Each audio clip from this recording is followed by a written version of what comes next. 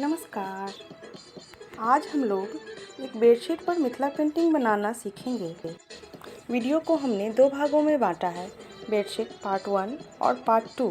आज के पार्ट 1 के वीडियो में हम बॉर्डर बनाने वाले हैं। सबसे पहले बेडशीट के चारों किनारों से अंदर की ओर 12 इंच छोड़कर हम आउटलाइन बनाएंगे। फिर अंदर की ओर 1 इंच की चौड़ाई छोड़ते हुए दूसरी दोहरी लाइन बनाएंगे। फिर 3 इंच की चौड़ाई छोड़ते हुए तीसरी दोहरी लाइन बनाएंगे और फिर 1 इंच की चौड़ाई छोड़ते हुए चौथी दोहरी लाइन बनाएंगे। तो आइए शुरू करते हैं अब बॉर्डर के अंदर की डिज़ाइन।